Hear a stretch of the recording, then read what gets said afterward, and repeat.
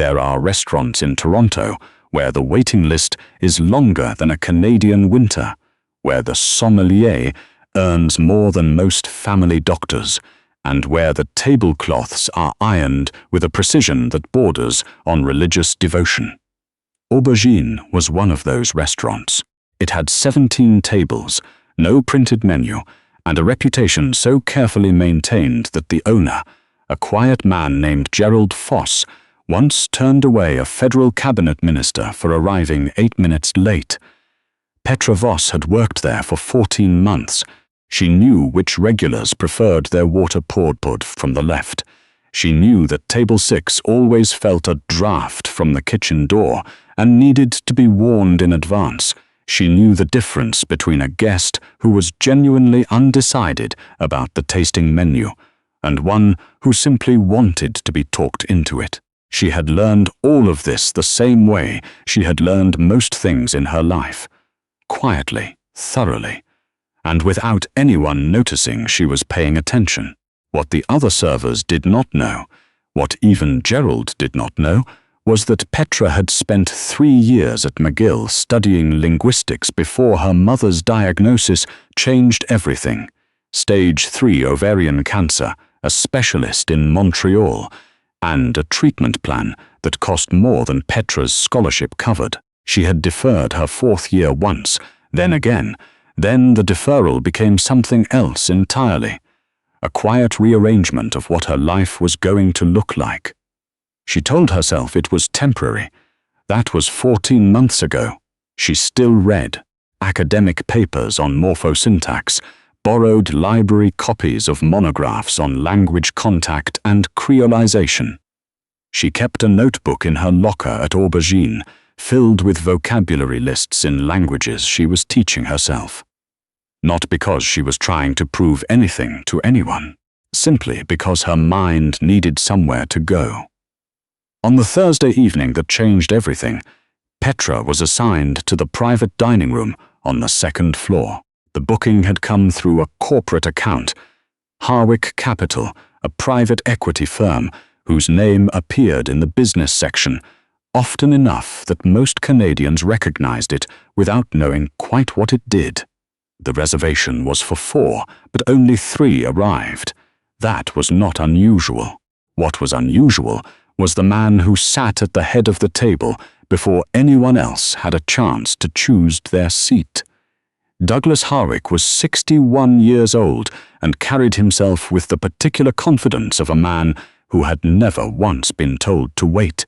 He had built his firm from a 2-person office in Calgary into something that managed assets across 4 continents, and the financial press had spent 2 decades writing admiring profiles of him that he never fully corrected. He was not a cruel man by nature. He was something more specific than that, a man who had confused his own intelligence with a right to diminish others, so slowly and so consistently that he no longer noticed he was doing it. The 2 people with him were younger. Associates. Petra guessed from the way they deferred to him on everything, including where to sit. They laughed slightly too quickly at whatever he said, and reached for their water glasses only after he had reached for his. The 4th guest was the one Petra was watching for. Her name was Dr. Ingrid Sato, and she ran the Canadian infrastructure division of a Japanese investment consortium called Tanaka Bridge Group. Gerald had flagged her booking separately, which he only did when the guest was someone whose impression of the restaurant mattered in a particular way. Tanaka Bridge had been in quiet negotiations with Harwick Capital for several months over a joint development project in northern Ontario. A clean energy corridor worth, depending on who was doing the estimating, somewhere between $2 and $3 billion. Dr. Sato arrived 7 minutes after the others, apologized briefly in English, and took the remaining seat across from Harwick. She was in her late 40s, wore no jewelry except a single watch, and thanked Petra by name when Petra introduced herself. Petra noticed that. Not everyone did. "We'll start with sparkling," Harwick said, before Petra had finished the greeting. Not a question. Of course. I can offer you the Bilcart Salmon Blanc de Blanc, or if you prefer still to begin, we have a lovely Chablis Premier Cru that the chef has been pairing particularly well this week. Sparkling, he said again. Petra nodded and moved to the service station. She was not offended. She had served men like Douglas Harwick many times. The interruption was reflexive, not personal. It was simply how he moved through the world, cutting conversations to the length he considered necessary. The evening proceeded along its usual rhythms. The amuse-bouche, the first course, the obligatory discussion about the provenance of the truffle. Harwick spoke mostly about the project, in that way people do when they want to appear casual about something they care about very much. Dr. Sato listened more than she spoke. She asked precise questions. She did not fill silences, which seemed to mildly unsettle Harwick, who was accustomed to silences being filled for him. It was during the third course that it began. Harwick had been watching Petra throughout the meal with the evaluating look she recognized. Not inappropriate, simply categorizing. Server. Function. Background. When she set down his plate, he said quite pleasantly, "Tell me, do you know much about the wines you're serving, or do you just read the card?" One of the associates laughed. Petra looked at him directly. "I studied the Duffet Level 3 last year, and I'm currently preparing for the diploma. If you'd like to know anything specific about the Burgundy we're moving into, I'm happy to go into detail." Harwick raised an eyebrow, half impressed, half recalibrating. "Resourceful," he said, and went back to his food. Dr. Sato glanced at Petra with an expression that was difficult to read. Not quite a smile, something quieter. The evening continued. Harwick ordered more, ate well, and by the time dessert was being discussed, he had grown expansive in the way that a certain kind of man grows expansive after good wine, louder, more performative, testing the edges of the room. He had been telling a story about a negotiation in Singapore, and the story had gotten longer with each glass, the details becoming more improbable. "The Inuit," he said suddenly, interrupting himself. He was looking at Petra again. "Do you know anything about Inuktitut?" The table went quiet in a particular way. Petra kept her expression neutral. "What would you like to know?" Harwick smiled. It was the smile of a man setting a small trap. "I spent some time in Nunavut last year. Resource assessment. Beautiful place, brutal cold. I picked up a few phrases from the locals." He leaned back in his chair. "Bavanga Douglas Harwick Imavok. Kanuipit?" He said it with the confidence of someone who expected to be met with a blank look. Petra set down the dessert menu she had been holding. She looked at him the way she had once looked at an exam question she already knew the answer to in the last second before she put pen to paper.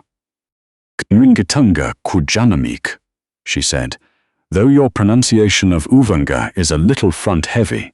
In most Eastern dialects, the stress sits differently. Were you working with communities around Iqaluit or further west toward Rankin Inlet?" The phonology shifts quite a bit between them. The silence that followed was a different kind of silence from the one before. One of the associates stopped with his fork halfway to his mouth. The other looked at Harwick. Harwick himself was looking at Petra with an expression she had seen before in different contexts, the expression of someone who had walked through a door expecting an empty room and found it fully furnished. "You speak Inuktitut," he said. "I wouldn't claim fluency. My focus was polysynthetic language structures. Inuktitut is one of the most elegant examples of a polysynthetic system in the world. I'd spent a summer studying it formally at McGill before I left." She paused. "Would you like me to explain the polysynthetic structure to your colleagues? It's quite remarkable. An entire sentence that would take us 15 words in English can be expressed as a single word in Inuktitut because the language builds meaning by agglutinating morphemes rather than arranging separate words. The verb alone can carry information about subject, object, tense, and evidentiality. Harwick set down his glass. Across the tato was Petra, with what had now become unmistakably close attention. "You left, McGill," Harwick said. It was not quite a question. "I took a leave," Petra said. "My mother became ill. The treatment costs were significant." She said it plainly, without apology or performance. It was simply true, and she had learned a long time ago that the truth, stated quietly and without armor, carried more weight than anything else she could put in its place. Harwick looked at her for a moment. Then he said, with what seemed like genuine curiosity beneath the reflex of condescension, "What were you studying before?" "Linguistics, with a particular interest in endangered language documentation. There are currently around 40 languages in Canada that are classified as critically endangered, fewer than 100 fluent speakers remaining. Inuktitut is one of the healthier ones, relatively speaking. Some of the others are down to single digits. That's—" He stopped, reconsidered. "That's genuinely interesting." "It is," Petra agreed. Dr. Sato placed her hands flat on the table. It was a small, deliberate gesture, and it drew every eye in the room. "Miss Voss," she said, "would you mind if I asked you a question outside the scope of dinner service?" "Of course. Tanaka Bridge Group runs a documentation and preservation initiative alongside our infrastructure projects. When we build in Indigenous territories, and our Northern Ontario proposal involves significant consultation with 3 First Nations communities, we work with cultural liaisons. Part of that work involves language and heritage assessment." She paused. "We have never been able to find someone who bridges the technical, linguistic knowledge and the relationship-building capacity. The people who know the languages don't always know the communities, and the people who know the communities don't always have the academic framework." Another pause. "You seem to know both." Petra was quiet for a moment. The restaurant moved around them, the soft sounds of other tables, a cork being drawn somewhere downstairs, the kitchen door exhaling warmth into the corridor. "I have some familiarity with the literature on language revitalization and community-based documentation methods," she said carefully. "I also spent that summer doing fieldwork in a small capacity before things changed. Who was your supervisor at McGill?" "Dr. Arden Chu. She runs the Indigenous Languages Research Group." Dr. Sato nodded slowly. "I know Arden's work." She looked at Petra with the frank assessment of someone who had spent a career making decisions based on information rather than impressions. "Would you be open to a conversation? A proper one, separate from this evening?" Harwick, who had been sitting very still, said, "Ingrid." "Douglas," Dr. Sato said, very gently. She didn't add anything else. She simply said his name in the tone of someone who had made a decision and was not inviting a discussion about it. Harwick picked up his wine glass, looked at it, and set it back down. Later, when Petra was clearing the dessert course, she overheard the 2 associates talking in low voices near the door, while Harwick and Dr. Sato continued at the table.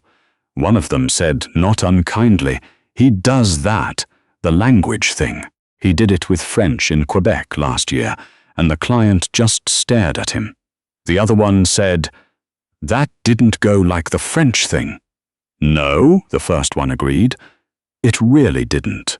Petra folded the napkins and said nothing. It was Gerald who came to find her before the end of her shift, which he rarely did. He stood in the doorway of the service corridor, holding a folded piece of paper, the way someone holds something they are not sure how to hand over. "Dr. Sato left this for you," he said. "She also, for whatever reason, asked me about your schedule." The piece of paper had a name, a phone number, and a single line written in a careful hand, "When you're ready to finish what you started." Petra folded it and put it in her apron pocket. She finished wiping down the service station, turned off the small lamp above the wine list, and stood in the quiet of the empty room for a moment. The restaurant felt different when the guests were gone. The tablecloths were still immaculate. The chairs were already being reset for the next day. It was the same room it always was, and she was the same person she had always been. The one who had learned to do this job well, who memorized the names of the regulars and knew which table felt the draft, and understood that competence, performed quietly and without audience, was its own kind of education. She thought about her mother, who was in her second year of remission now, and who had cried when Petra told her she was deferring her degree, and who had said, through the tears, "It's not forever, Petra. Nothing is forever." She thought about the notebook in her locker, the vocabulary lists, the photocopied pages from a monograph on Algonquian verb morphology that she had been reading on the bus. She thought about 40 languages with fewer speakers than the number of guests aubergine served in a week. She took her apron off, folded it, and put it on the shelf where it always went. Then she went to her locker, took out her phone, and added Dr. Ingrid Sato's number to her contacts. She did not send a message that night. She wanted to wait until morning, when the restaurant smell had left her clothes, and the city was starting again, and things felt, as they did in the early hours, possible. But she looked at the name on her screen for a long moment before she closed her phone, and she felt something shift in her chest. Not dramatically, not like a door slamming open, but like a window lifted an inch, and the cold, clear air of a Canadian morning coming in. She took the stairs down, said good night to the dishwasher, who was the only other person still in the building, and walked out into the October street. The city was doing what Toronto does in October, burning through the last of its color before the long gray set in, the maples along the boulevard still holding their red, the air carrying that particular sharpness that Canadians spend the summer months half dreading and half missing. Petra walked the 4 blocks to the subway with her hands in her pockets and her mind very quiet. She had not expected this evening. She had expected, as she expected most evenings, to do her job well, to go unnoticed in the particular way that good service requires, and to take the Bloor line home. She had expected to read 20 more pages of the Algonquian monograph before she fell asleep.